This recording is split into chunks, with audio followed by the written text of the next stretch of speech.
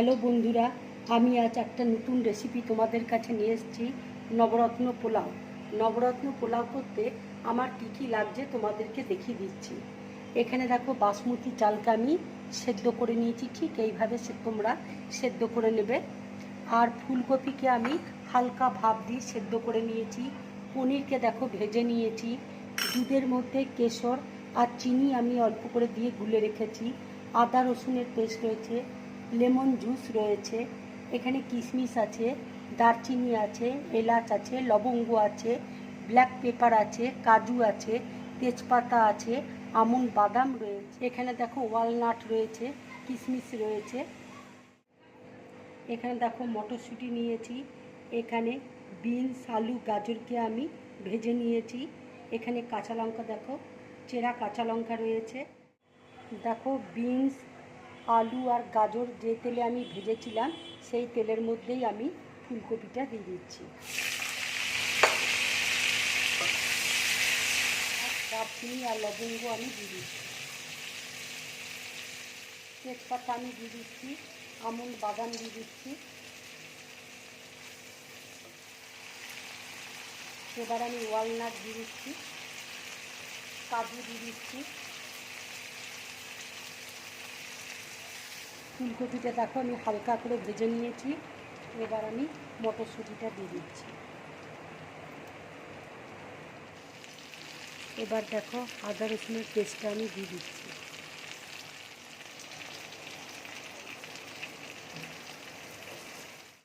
এবার আমি black pepper দিয়ে দিচ্ছি, কিশমিশ দিয়ে দিচ্ছি। এবার দেখো রাইসটা আমি দিয়ে দিচ্ছি।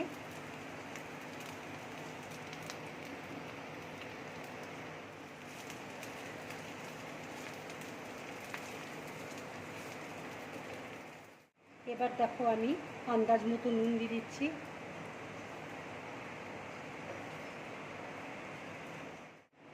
এবার দেখো বিনস, গাজর, আলু ভাজা করে রেখেছিলাম, এই ভাজাটা আমি দিয়ে দিচ্ছি। কাঁচা লঙ্কা ছিঁড়ে রেখেছিলাম, কাঁচা লঙ্কাটা দিয়ে দিচ্ছি। এবার দেখো ভাজা পনিরটা আমি দিয়ে দিচ্ছি। এবার দেখো ঘি দিয়ে দিচ্ছি।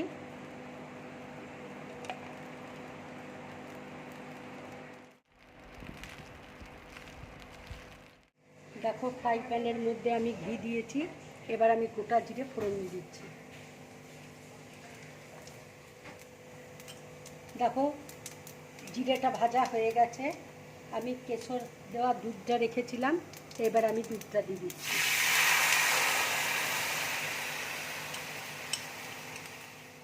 এই দুধের মধ্যে দেখো আমি একটু চিনি দিয়েছি। এবার আমি পোলাওয়ের মধ্যে এটা দিয়ে দেবো।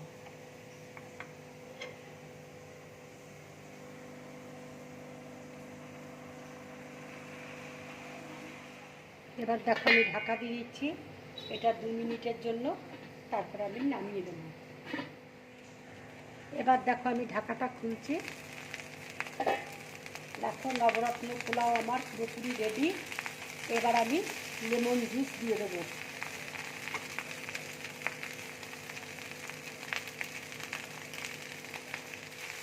এইভাবে তোমরা নবরত্ন পোলাও বানিয়ে খাবে, খুব ভালো লাগবে খেতে।